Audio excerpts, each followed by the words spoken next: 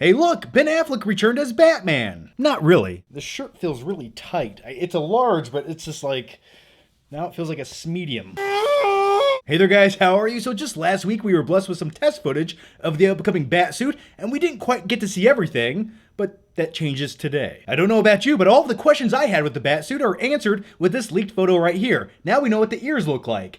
And I have...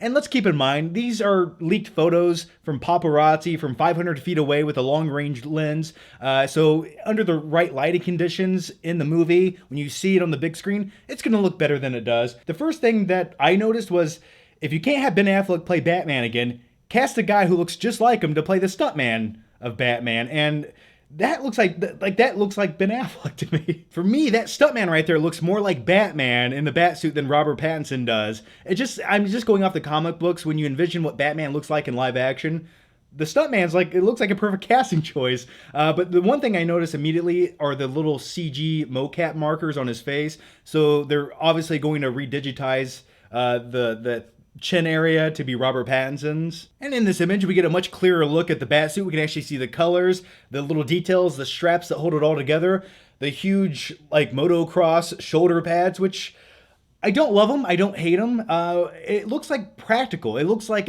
a guy, if you wanted to create a suit to be a vigilante of the night, this looks like a doable suit that you can make. Another thing you notice about the suit, now that we can actually see it, you notice the gauntlets there aren't actually like it's there for the design, but they look like just straps holding on. But let's get to the most important thing, the thing that we all want to talk about, because we finally get to see it.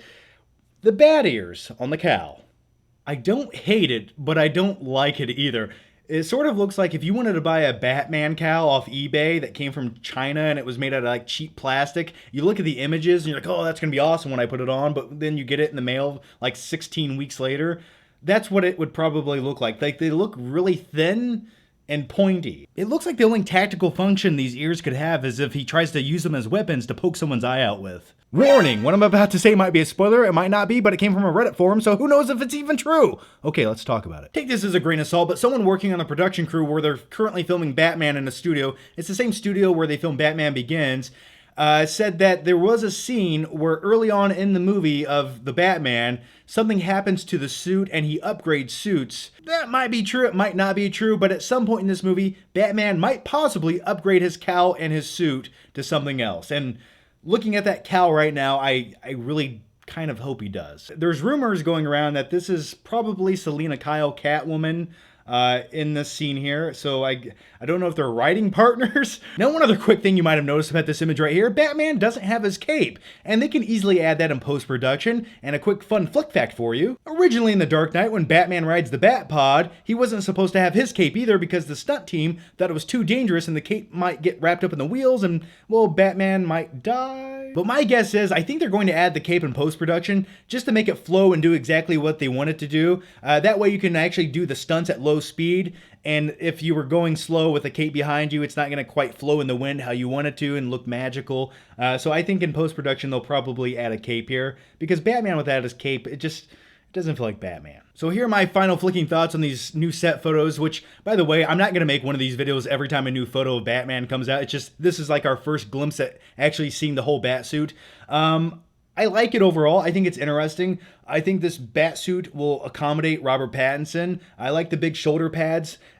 I like them for Robert Pattinson. It'll give him that appearance of being bigger than he actually is. But now here's my question for you, and let me know down below. Now that we can finally see the Batsuit, and it's not with a red filter, and we can see the bat ears, what do you think? What are your thoughts, your feelings? Yeah, let me know down below. I feel like if they're going for a Taxi Driver meets Batman vibe, this overall suit looks right and it feels right for that vibe. And also, guys, before I go, I wanted to let you know that I do a live movie show every Tuesday over on my second channel, John Flickinger, where I do flick trips, vlogs. I just did a reaction after seeing Sonic the Hedgehog. That's a good time. So link to my second channel and the live show is down below. It's every Tuesday night. So yeah, be there or, well, don't be there, but please be there. I want to see you. And before I go, big thanks to these Patreon supporters right here. And if you guys want to listen to my bi-weekly podcast called Flickbuster, yeah, it's the best podcast you'll ever listen to about movies and everything else, and it gets dark and weird at times, but I promise you're going to have a really good time. That's exclusively on my Patreon. As a big thank you to everyone who supports me there. So as always, guys, thank you for watching. Make sure you subscribe. That way, We can see you next time.